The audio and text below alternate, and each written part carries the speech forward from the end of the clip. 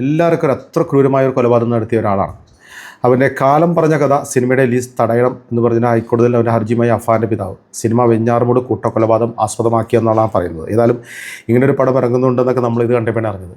പക്ഷേ അപ്പോൾ തന്നെ ഈ കോടതി അത് സിനിമയെ ഈ പറഞ്ഞ ഇതൊന്നും വിചാരണയൊന്നും ബാധിക്കില്ല, പ്രതി അഫാൻ്റെ പിതാവിൻ്റെ വാദം തള്ളി സെൻസർ ബോർഡ് അഭിഭാഷക.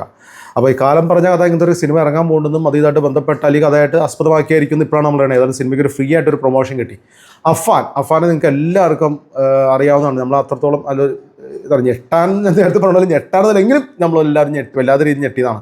5 പേരെയാണ് കൊന്നത് അല്ലേ.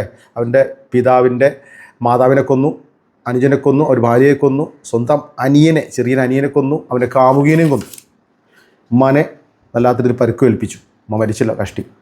ഉമ്മാനോട് ചെറിയ സോഫ്റ്റ് കോർണർ ഉണ്ടായിരുന്നു എനിക്ക്. ഇത് പറയുമ്പോൾ ഇങ്ങനത്തെ സംഭവം നടക്കുന്ന സ്ഥലത്ത് ഇപ്പോഴും നടന്നുകൊണ്ടിരിക്കുന്ന സമയത്ത് ഈ മാതാപിതാക്കളും പിതാക്കളും ഈ മാതാപിതാക്കളിൽ മാതാവും പിതാവും ചില കാര്യം മക്കളുടെ എല്ലാ കാര്യങ്ങളും ചില സ്ഥലത്ത് അറിയുന്നില്ല. ഒന്നുകിൽ മാതാവിനെ പ്രത്യേകിച്ച് ആൺകുട്ടികൾ, സ്ത്രീകൾ, പെൺകുട്ടികളുണ്ട്, അവർ മാതാവിനെ പ്രത്യേകിച്ച് അവരെ ഭയങ്കര സോഫ്റ്റ് കോർണറിൽ കൈകാര്യം ചെയ്ത് മാതാവിന് അറിയാലോ മക്കൾ അവരെത്ര ക്രൂരിയാണെങ്കിലും ഈ മാതാവിനെ പറയും അവൻ പെട്ടുപോയതാണ്, അവൻ അങ്ങനെ അവൻ്റെ ആളല്ല എന്നാൽ മാതാവ് പറയും. അത് മാതാവിന് അങ്ങനെ ഒരു സോഫ്റ്റ് കോർണർ അത് എല്ലാ ഇതിലുള്ളതാണ്. അതുകൊണ്ട് തന്നെ മാതാവിനെ ഇങ്ങനെ കയ്യിലെടുത്തുകൊണ്ടായിരിക്കും പല കാര്യം. അപ്പം ഇവൻ എന്തിനു കൊന്നു എന്ന് ഒരു എല്ലാവർക്കും അറിയാം. അറിഞ്ഞില്ലെങ്കിൽ പറഞ്ഞ കാര്യം കടങ്ങളായിരുന്നു. അന്ന് ആ കൊലപാതകം നടന്ന 2 ലക്ഷം രൂപയുടെ ആവശ്യമുണ്ടായിരുന്നു. ആ 2 ലക്ഷം ചോദിച്ച് പല സ്ഥലത്തും അവൻ നടന്നു, പക്ഷെ അവർക്കത് കിട്ടിയില്ല. അതിൻ്റെ വാശിയായിരുന്നു. സ്വന്തം ഈ പറഞ്ഞ ഈ 2 ലക്ഷം എന്തിനാണെന്നോ അവൻ ഇത്രത്തോളം 4, 5, 10, 40 ലക്ഷത്തോളം കടം ഉണ്ടാക്കിയെന്ന് പറയുന്നുണ്ട്. പല കണക്കായിട്ട് പറയുന്നുണ്ട്. ഈ പൈസ എന്തിനാണ് വാങ്ങിച്ചതെന്ന് ആകെ അറിയാവുന്നത് ഈ മാതാവിനും ഈ അഫാനും മാത്രമേ ഉള്ളൂ. പക്ഷെ അവർ ഇതുവരെ തുറന്ന് പറഞ്ഞിട്ടില്ല എന്തിനാണെന്നുള്ളത്. ഈ വാപ്പ കടങ്ങളും ബാധ്യത സഹിക്കാൻ പറ്റാതെ തന്നെയാണ് വിദേശത്ത് പോയി ജോലി എടുത്തു. അയാൾക്ക് വയ്യ, എന്നിട്ടും പോയി അത് ജോലി എടുത്തും കടങ്ങൾ തീർക്കാൻ വേണ്ടിയാണ്. എന്നിട്ടും ഇവിടെ കടങ്ങൾ വാങ്ങിച്ചത്. ആർഭാട ജീവിതമായിരുന്നു എൻ്റെ. ആർഭാട ബുള്ളറ്റും കാര്യങ്ങളൊക്കെ ആയിട്ട് ചെറിയ പ്രായത്തിൽ അവൻ ആർഭാട ജീവിതം നയിച്ചു.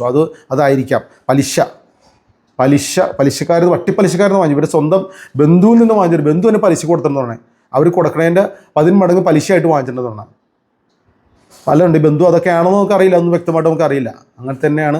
അപ്പോൾ ഇങ്ങനെ നടക്കുമ്പോൾ തന്നെ സ്വാഭാവികമായിട്ടും സ്വന്തത്തിലും ബന്ധത്തിലും ആ കുട്ടികളോട് കാർന്നവന്മാരായ ആൾക്കാർക്ക് ഒരു പുച്ഛവും കളിയാക്കലും അല്ലെങ്കിൽ അവരെ അവഗണിക്കലും ഉണ്ടാവും. അത് ആ വാശിയിലാണ് അവൻ കൊന്നത്. അവരെ പ്രധാനപ്പെട്ട ആളുകൾ കൊന്നതിന് ശേഷം ഇനി ഞാനായിട്ട് ചുറ്റിപ്പറ്റി നിൽക്കുന്ന ആൾക്കാരോടും ഇനി അതുകൊണ്ട് ഇടങ്ങേറാവരുന്നുള്ള ചിന്തയിൽ അവൻ കാമുകീനെയും അനിയനെയും അല്ലെങ്കിൽ അവരുടെ ഉമ്മാനെ കൊല്ലാൻ ശ്രമിച്ച് നടന്നില്ല. അനിയനെയും കാമുകീനെയും കൊല്ലുന്നതാണ് സംഭവം. അപ്പം അത്രത്തോളം ക്രൂരനായ അല്ലെങ്കിൽ അത്രത്തോളം ഇനിയും അവനൊരു ഭാവി ഉണ്ടോയെന്ന് വെച്ചാൽ ഒരു ഭാവിയൊന്നുമില്ല. ഈ പിതാവ് എന്ന് പറഞ്ഞ ആൾക്ക് നേരത്തെ മുതൽ പിതാവ് ഇതൊക്കെ സഹിക്കാൻ പറ്റാതെ, കാരണം ഇതൊന്നും വീട്ടിലിരിക്കുന്ന പിതാക്കൾ അറിയുന്നില്ല. നമ്മുടെ വീട്ടിൽ ചുറ്റുവട്ടത്തും എല്ലാ സ്ഥലത്തും സംഭവിക്കുന്നത് തന്നെയാണ് ഈ സംഭവം. എന്ന് പറഞ്ഞാൽ കുട്ടികൾ പോകുന്ന വഴികൾ മോശമാണെങ്കിൽ അത് പിതാവിനോട് പറഞ്ഞാൽ അവൻ മകനെ പിതാവ് തല്ലിയാലോ അല്ലെങ്കിൽ മറ്റും ചെയ്തോ എന്ന് എടുത്ത് പല കാര്യങ്ങളും പറയാതിരിക്കും. ഇങ്ങനെ ഇത് പോയി അവൻ വലിയൊരു കുഴിയിലേക്ക് വലിയ പ്രശ്നങ്ങളിലേക്ക് പോയി കഴിയുമ്പോഴാണ് അറിയുന്നത് മോൻ വലിയൊരു ഇതിലേക്ക് പോയത്. അപ്പോഴേക്കും വാവിട്ട് അറിഞ്ഞിട്ട് കാര്യമില്ല. കാര്യം നമുക്കൊന്നും ചെയ്യാൻ പറ്റില്ല. ഇപ്പോഴത്തെ കാലഘട്ടത്തിൽ എസ്പെഷ്യലി ഒരു പ്രായം വരെയൊക്കെ മക്കളെ നമ്മൾ ചേർത്ത് നിർത്തുകയും അവരുടെ പോകുന്ന വഴികൾ നമ്മൾ അന്വേഷിക്കുകയും അതിന് തടയുകയും ചെയ്താലാണ്. കാര്യം ഒരു പ്രായം അങ്ങനെയാണ്. ആ പ്രായത്തിൽ എന്ത് ചെയ്താലും ന്യായീകരിക്കുന്ന ഒരു പ്രായമാണ് അല്ലേ. ഒരു 18, 20 വയസ്സ്, 22 വയസ്സ് വരെയൊക്കെ നമുക്ക് അങ്ങനെയാണ്.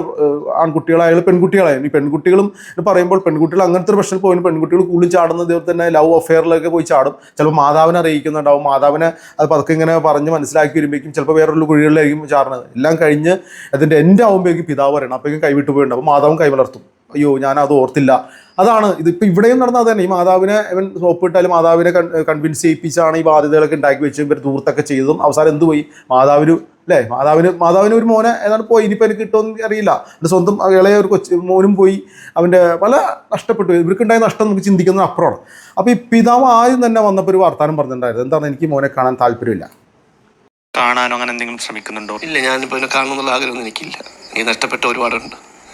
അവനെ പോലെ ഒരു മോനെ എനിക്ക് ചെറുവിന് ഭയങ്കര സ്നേഹമുള്ള മകനായിരുന്നു. നഷ്ടപ്പെട്ട എൻ്റെ ഉമ്മ, എൻ്റെ ജ്യേഷ്ഠത്തി നഷ്ടങ്ങൾ ഒരുപാട് അവൻ നിമിത്തം എനിക്കുണ്ടായി. അങ്ങനെ കാണണമെന്ന് മറ്റൊന്നും എനിക്ക് ആഗ്രഹമില്ല. ആഗ്രഹമില്ലെന്ന് തന്നെയാണ് ആ പിതാവ് പറഞ്ഞത്. എനിക്ക് കാണാൻ താല്പര്യ കാര്യം പുള്ളി ഇതൊന്നും അറിഞ്ഞിട്ടില്ല. അല്ലെങ്കിൽ ഇത് അറിഞ്ഞിട്ടും ഇത് ശരിയാവുമെന്ന് ഇവരെ പറഞ്ഞ് വലിപ്പിച്ച് ഗൾഫിൽ പോയ ആൾ ഇവിടുത്തെ പ്രശ്നങ്ങളൊന്നും അറിയാതെ പോകുമ്പോൾ അയാൾക്ക് വിഷമമുണ്ടാവില്ലേ. കാര്യം അയാൾ കഷ്ടപ്പെട്ട കുടുംബത്തിന് വേണ്ടി ഇവനൊക്കെ വേണ്ടിയാണ്. ഇവനൊക്കെ വഴിവഴിച്ച് നടക്കുന്ന ഇവൻ അറിഞ്ഞില്ല. രണ്ടാമതും പുള്ളി താങ്കൾ ഗൾഫിൽ നിന്ന് വന്ന ശേഷം അഫാന കാണുന്നില്ല എന്നൊക്കെ ആദ്യം പറഞ്ഞിരുന്നു.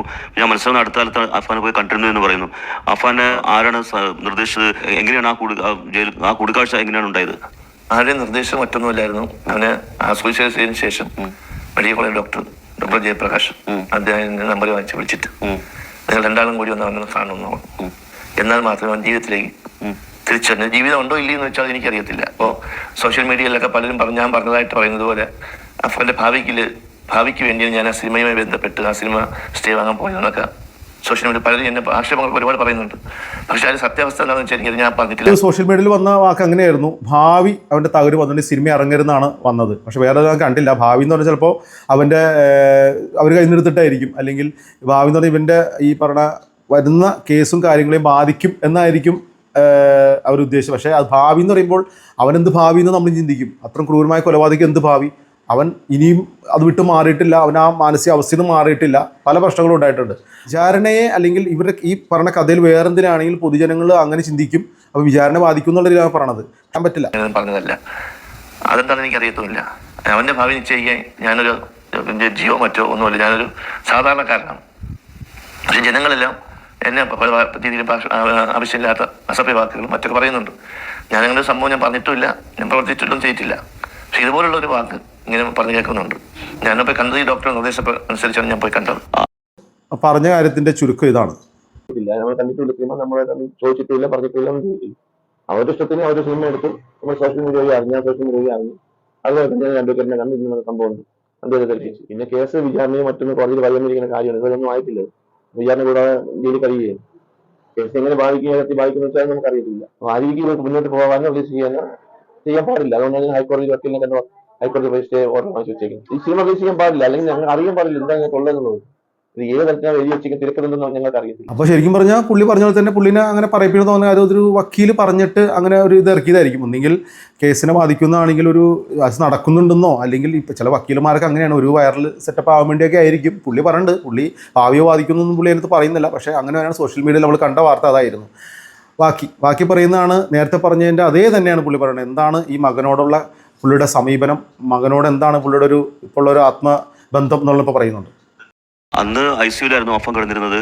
അപ്പോൾ അന്ന് അഫാൻ്റെ ഒരു മാനസിക നില ശരിയാൻ വേണ്ടിയിട്ടായിരുന്നു താങ്കളോടും ഭാര്യയോടും കാണാൻ ഡോക്ടർ പറഞ്ഞല്ലേ? കാര്യം അവനിങ്ങനെ ആ അവസ്ഥയിൽ നിന്ന് മാറ്റണമെങ്കിൽ ഞങ്ങൾ കാര്യം അവൻ ആരും ഇല്ലാന്നൊരു തോന്നൽ വന്നു.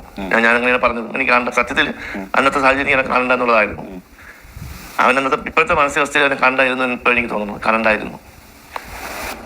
എന്താണ് മറ്റൊന്നും സംസാരിച്ചിട്ടില്ല. ഡോക്ടർ നിർദ്ദേശം മറ്റു കാര്യങ്ങൾ ആ സംഭവത്തെ കുറിച്ചോ മറ്റും അവനോട് ചോദിക്കാനോ ഒന്നും പാടില്ല. ഇപ്പോഴും പോലീസിന്റെ നിർദ്ദേശം അങ്ങനെയാണ്. കാര്യം അവന്റെ മാനസികാവസ്ഥ എപ്പോഴും ശരിയല്ല. എപ്പോഴും അവൻ ജീവിക്കണം, ഇപ്പോഴും അവനെ ജീവിക്കുന്ന ആഗ്രഹമില്ല. അവൻ എങ്ങനെയും മരിച്ചാൽ മതി ജീവിക്കുന്നതൊക്കെ. ഇപ്പോഴും ആ മാനസികാവസ്ഥയിൽ വിട്ടുമാറിയിട്ടില്ല. അവനെ ചീത്തയാക്കിയത് ആരാണ്? അവൻ്റെ കുടുംബം തന്നെയല്ലേ? അവൻ്റെ മാതാവ്, അല്ലെങ്കിൽ ഒന്നും അറിയാത്ത പിതാവ്. മകനെ അല്ലെങ്കിൽ മകൻ പോകുന്ന വഴികൾ അത് ശരിയല്ലെന്ന് പറഞ്ഞു കൊടുക്കാനോ അവനെ തടയാനോ ശ്രമിച്ചിട്ടില്ല. അല്ലെങ്കിൽ അവൻ്റെ ഇഷ്ടത്തിനോ അവൻ്റെ വാശിക്കോ മുമ്പിൽ തോറ്റു കൊടുത്തപ്പോൾ അവർക്ക് പോയൊരു മകനെയാണ്. തീർച്ചയായും അവൻ അങ്ങനെയാണ് ക്രൂരതയിലേക്ക് എത്തിയത്. അവൻ 2 പ്രാവശ്യം ആത്മഹത്യക്ക് ശ്രമിച്ചു എന്നാണ് പറഞ്ഞത്.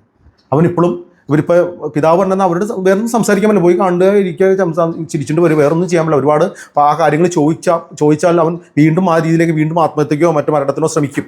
അവൻ ആകെ മെൻ്റലി ഇത് കിടക്കുന്ന അവരത്തിനാണ്. മനസ്സിലായില്ലേ? അവന് ഈ ജീവിതത്തിൽ തിരിച്ചു വരുന്ന ഭാവി ഉണ്ടെന്ന് പറയാൻ പറ്റില്ല. ഭാവിയെ നമുക്കറിയാം, അവനും ഇനി വന്നാലും ആ രീതിയിൽ കാര്യം അത്രത്തോളം ഡേഞ്ചറായിട്ടുള്ള ആളാണ്. ഇനി കാലം അവനെ മാറ്റുകയില്ല എന്ന് പക്ഷേ 5 പേരെ കൊന്നവന് അവന് എത്ര മാറാൻ പറ്റുമെന്ന് നമുക്ക് തീരുമാനിക്കാം. അപ്പോൾ ഞാൻ ഇതിൻ്റെ പറഞ്ഞതിൻ്റെ ചുരുക്കം എന്ന് പറഞ്ഞാൽ നമ്മുടെ മക്കളെ വളർത്തുമ്പോൾ മാതാവും പിതാവും ഒരുമിച്ച് തന്നെ അതിൻ്റെ അകത്ത് ഉത്തരവാദിത്തമുള്ളവരാണ്. മാതാവ് അറിയാതെയോ പിതാവ് അറിയാതെയോ ഒന്നും അവിടെ നടക്കരുത്. ഇവർ രണ്ടിലും കൈകാര്യം ചെയ്ത് മക്കളെ കൊണ്ടുപോയാലാണ് സക്സസ് ആവുള്ളൂ. നിങ്ങൾക്കൊക്കെ അറിയാവുന്ന പല വീടുകൾ ഇപ്പോഴും സംഭവിച്ചുകൊണ്ടിരിക്കണം. ഒന്നുകിൽ മിക്കവാറും മാതാവിനെ പതുക്കെ ഇങ്ങനെ പിടിച്ച് മാതാവിൻ്റെ സോഫ്റ്റ് കോർണറിൽ പിടിച്ച് മക്കൾ ഒരു വഴിക്ക് പോകുമ്പോൾ പെൺകുട്ടികൾ അടക്കം ഞാൻ പറഞ്ഞില്ലേ, കൂടുതൽ കാണുന്ന പ്രേമം കാര്യങ്ങളാണ്. ഞാനത്തെ പറഞ്ഞാണ്.